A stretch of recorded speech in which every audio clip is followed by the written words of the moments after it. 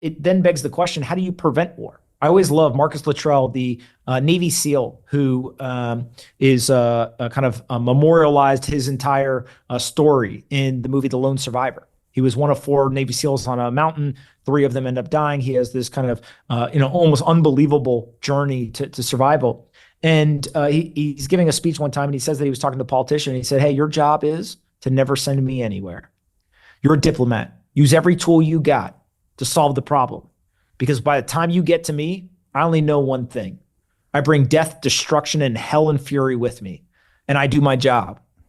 If you send me, it's because you failed. I am the last resort.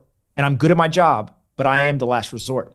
And I always think about that, right? Is people are so quick to say, let's use the military. Let's deploy men and women overseas.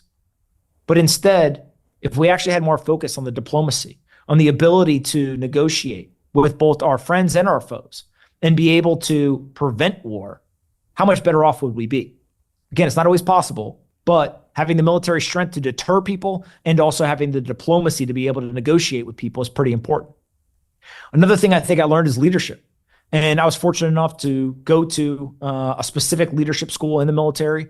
I really took away a lot from that. But you didn't have to go to those leadership schools in the military to pick up on simple things. The leaders of a team eat last. You want your men and women to eat first.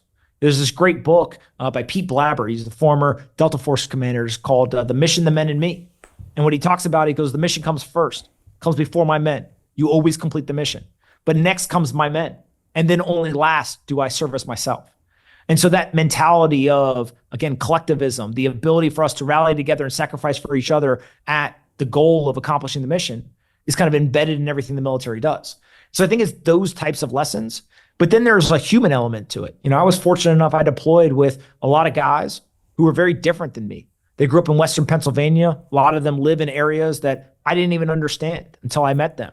A lot of them were older than I was when I deployed. And so I got to see a whole different aspect of life. I was in college when I deployed. These guys had mortgages. I'm worried about what frat parties on Saturday, and they're worried about how am I going to feed my kids. Way, way different way of viewing the world.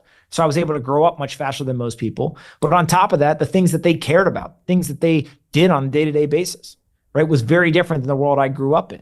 And so when you put yourself in those environments, you just naturally start to be more empathetic. You start to be more understanding that there's different views of the world. There's different things that happen.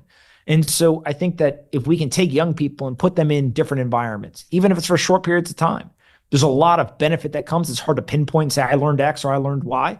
But what you start to do is you start to gain understanding. And I think that the more understanding we have, the more ability we have to see that not everyone is like me, not everyone thinks like I do, not everyone has the experiences that I do, the more that it starts to bring us together rather than pull us apart.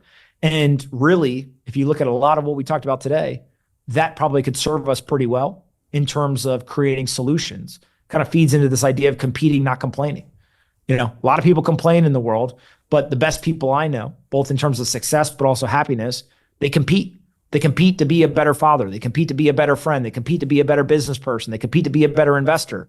And so if you do that over and over and over again, you end up actually in a situation where you're self-improving and you're pulling the people around you, that leadership component, you're pulling those people up with you.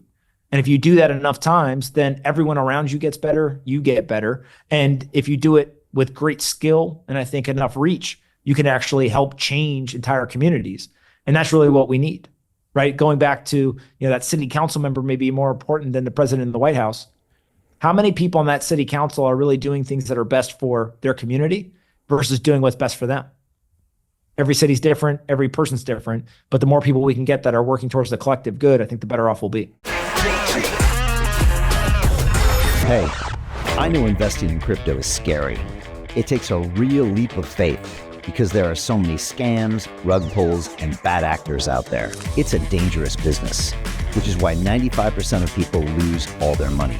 Well, that's why I created the London Real Investment Club, so you can access the hottest deals on the planet and use the crypto bull market to create the generational wealth that you deserve. Join my team of over 100 people from around the world that are making millions of dollars behind the scenes investing in blockchain, AI, Web3 games, DeFi, Bitcoin, and more. Don't miss out. Click the link below to book a call with one of my team now. But hurry, This bull market will end soon. I know investing crypto can be scary. That's why you gotta join the investment club. Pull the trigger. Let's do this.